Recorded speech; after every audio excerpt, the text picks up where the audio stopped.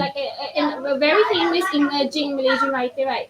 Initially, I was going to do Shilika, but there wasn't much paper done on her. She's kind of like a touch and go subject in most of the journals. I went with Kashmir, who is a diasporic Malaysian writer. And he published these four books, but he's mostly known for his first book, The Harmony Silk Factory in 2005, which won like quite a lot of prizes. The longlisted for the 2005 Man Booker Prize and won the White Bright Book Awards First Novel Award, as well as Best Novel in the Commonwealth Writers Prize. So yeah, this so We the Survivors is his most current novel. These are all non-fiction. He had one fiction book, I think, yeah, and these are short stories. But when looking into the literature review, uh, yeah, most reviews, most of the academians, they talk about the harmony factory, and that's what they often discuss. So Tash Or was born in Taipei in 1971. His grandfathers were from China, but his parents were Malaysian that were living in rural areas. His dad was from Kelantan and his mom was from Perak. And then he moved back to KL when he was 2 or 4 years old, and then he grew up here. And then he relocated to England to study law. Yeah. This is one of his quotes. Like in an interview, I think it describes him as a person best. So he said that I don't see Malaysia being third world as a necessarily bad thing. Instead, he also said that I'm not a nostalgic kind of person, and I don't believe in being traditional for the sake of being traditional. And his point of view actually translates into how he writes novels. He's very different from other. I'll show you later, but he does think that it's important to connect with what is right and not aspire to things that you think you should. Yeah. So Saxena said that emerging writers like Tash O, Tan Tuan Eng, Tash O and Tan Tuan Eng are often put together. You see them together very often when people study them. Their thematic concerns are usually concerning gender, ethnicity, nationalism, multiculturalism, diaspora, hybridity, and transnationalism. All of which are in varying ways and measures central to the creativity and imagination of these writers. So with Tash O, it's mostly there's a heavy emphasis on nationalism. So the contemporary landscape of the current scene of the globalized, because we're in a globalized age, so literature has also progressed in that way as well. So now poetry and short stories from Southeast Asia have recently obtained an increasing transnational exposure through publication in literary journals. Okay. Give me a second. Okay. Initially, I wasn't going to take notes, but now I have to because I have a few things to comment on. Just a second, yeah? Okay.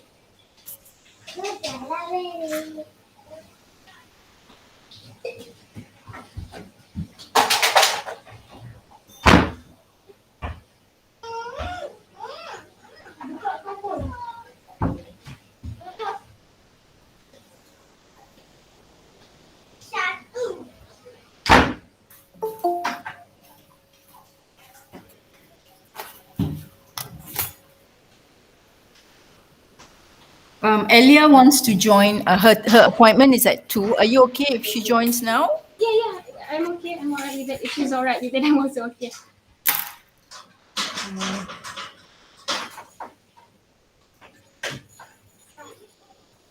Okay. Elia, we are still with Lisa's session. If you are okay staying on to listen to this, that's fine. If you want to join us at 2, that's fine as well. I leave it to you. Okay, I'll join at 2. Okay, all right. Can you go back to the previous slide, Lisa? Yeah. This one? Yes. Okay.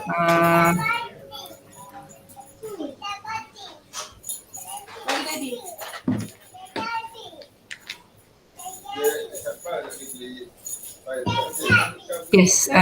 Next slide. Yeah. Okay. Go ahead. Okay. Okay, so continuing on. So yeah, it's also said that novels written by Southeast Asians in English have achieved literary recognition, and even true for the previous generations, such as Fernando and K.S. Maniam, who are pretty like well-known writers.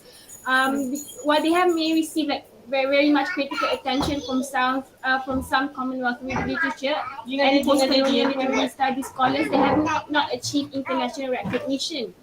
And a few of the reasons found in the journal is because number one, the increasing pace of globalization has made it more difficult to make a division between what is local and diasporic text. And also, a lot of Malaysian novels have been published in the UK and US, and several have achieved considerable international recognition and sales. So even outside of the canonical text we have in Malaysian literature in English. So that's why diasporic writers seem to be more famous on an international scale. And then, yeah, this is a few. This part, I'm not sure if I wanted to put it in the presentation, but it's what I found. Like the majority of the publications are by the early writers of the tradition, and some writers who have crossed the national borders, aka the diasporic writers. And then the handful of younger generation writers see practicing the craft develop their writing for English because of the family environment they grew up in or because of the change policy during the Mahathir era. And then, Where was that from? Where was these ideas? Where is it where did you get it from? Was it on a specific reading or was it on Qayyum 2008? It was from the Qayyum 2008 Okay. in what he published. Yeah. Okay. And then Holden 2012, he stated that the global trajectory of contemporary Malaysian literature in English could be a sign that such a literature is no longer able to address national concerns. Because he said if we judge them in relation to a previous generation of writers, their concerns seem tangential to questions of the nation. And they are representative cast of characters, different ethnicities that embody the nation. So this is what he said. But Where in this quote by Holden 2012 do you get that Malaysian literature in English, as it is today, is no longer able to address the concerns of the nation? um, to him, like the concerns of the nation involve because he did a reading of Tash Oz as well. He said that Tash Oz did not address how you say the concern of the nation, which means to him nationality, because Tash Oz novel he did very much emphasize on like ethnicities of people, but there are some other people who disagree. Like for example, Gabriel said that the outcome of cultural globalization in Malaysia cannot be interpreted in unilateral terms. And he problematizes the concept of national identity by refusing to designate race as a category for nationalism. So, to grab it, just because he did not like address ethnicity doesn't make it any less like a Malaysian literature. Yeah, you get what I mean. So he actually explores cultural and political processes of identifications in Malaysia, but not in ethnicity. He said that Malaysians were more like our identity is more than our ethnicity. In his book, he doesn't really mention whether someone is Malaysian or Chinese. I think there's a quote he said, not brown, not black, not white, like that. But you don't know. It's very like obscure. So which is very interesting for a Malaysian writer because ethnicity is somewhat very close to our identity. But he tackles this in a different sense of being a Malaysian past the boundaries of the color of our skin. So yeah. Okay. How many more slides to go? Quite a few, I think. Oh, okay, we have the conclusion. Oh, no, not many. Okay. Okay.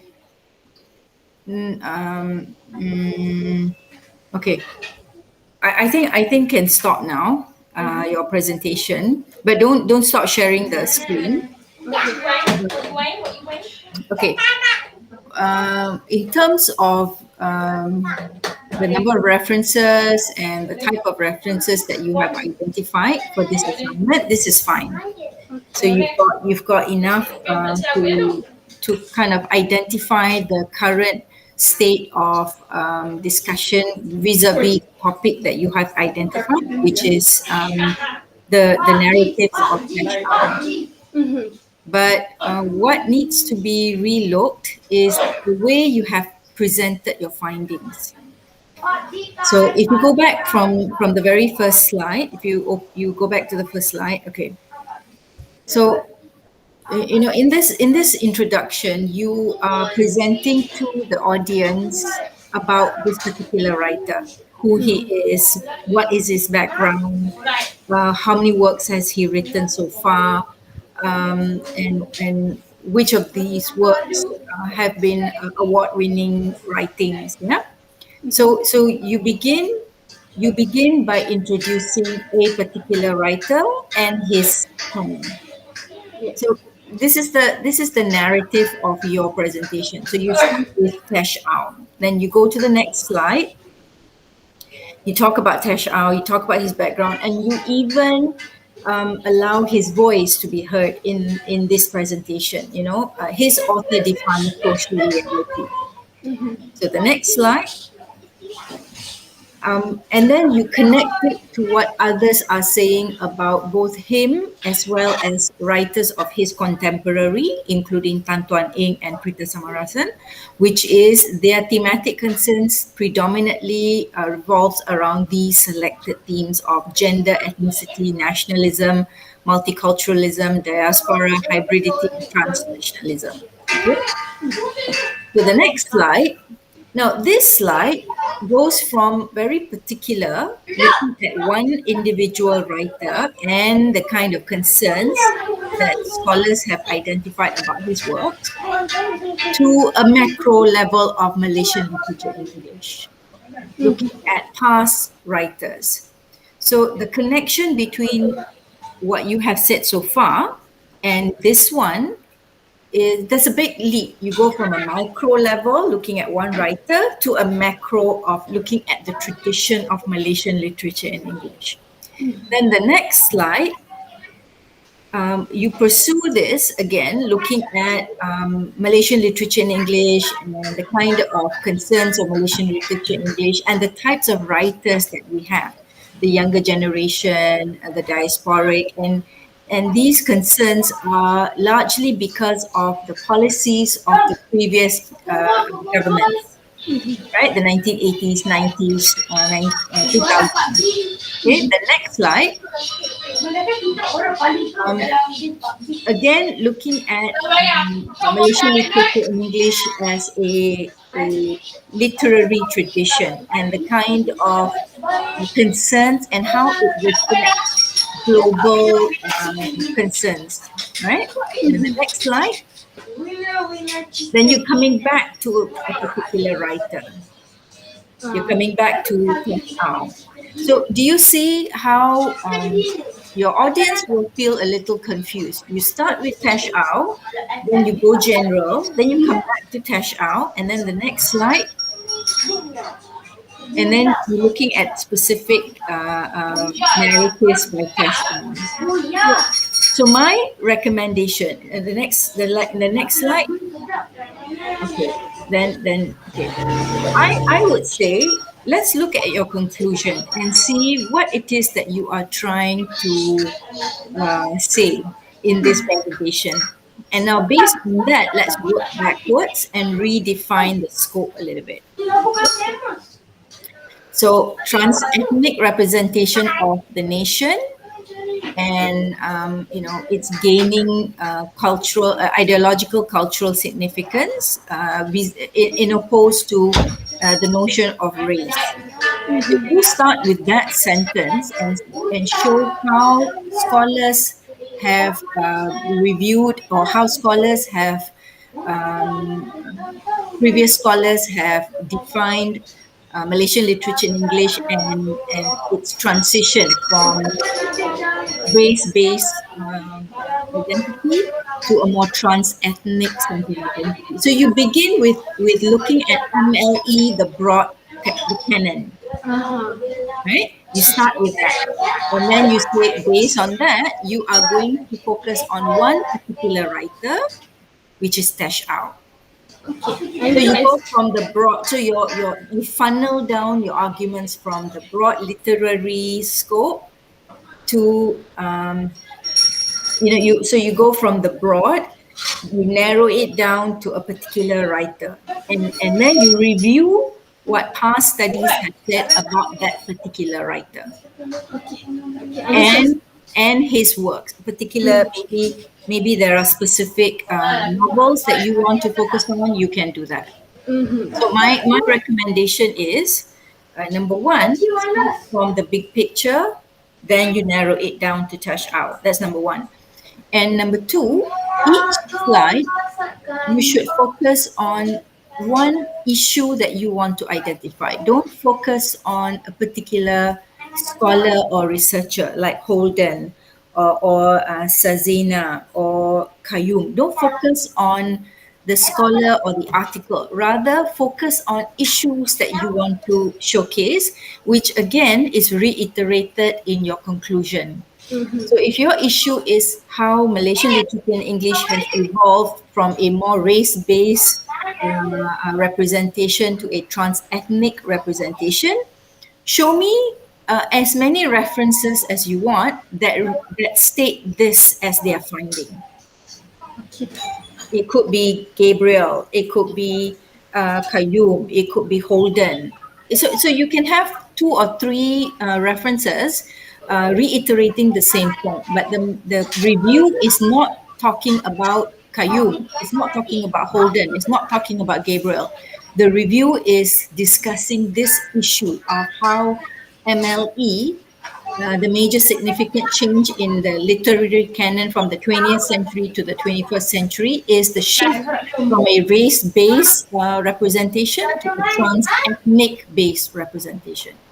The Okay. purpose of this discussion, one particular emerging writer will be focused, and that writer is Tash Ao, and how previous studies have again and again identified the trans-ethnic representation in Tash Ao's novels. Okay. I see. Okay? Alright. So if you look at your slides, make sure your subheadings are highlighting issues or key ideas of this presentation. So you go back to your opening slides. So it shouldn't be about MLE, it shouldn't be about contemporary landscape. You can, but be more detailed, meaning what about contemporary landscape? Maybe contemporary landscape is focusing on trans-ethnic representation of race, of identity. Make that as a key marker of your presentation. Okay. And don't put too many things. That means in this slide, for instance, in this slide, there are like three key crucial points. So I would break each one into one slide. Don't cram it all up into one slide. Alright. Okay. And anything here that is not relevant to your discussion, take them out. Okay. You may keep them for your final project. Right? But for the video essay, the assignment is to review 5 journal articles and to develop a statement of the current state of affairs with regards to the topic that you have identified. And the topic you have identified is a particular writer. So, what is the current statement that you want to make about this writer's narrative? That's your thesis statement, if you like, of your final project. Okay? Does that make sense? Yes, very much. I think you've made like everything clear. Brilliant. It's so much clearer now. Okay, I see like it's a structural problem, and also like I need to focus on the theme itself. Okay. Brilliant. Okay, so I'll start recording now. All right. Thank you, doctor. Okay. So I think Alia should be in now, right?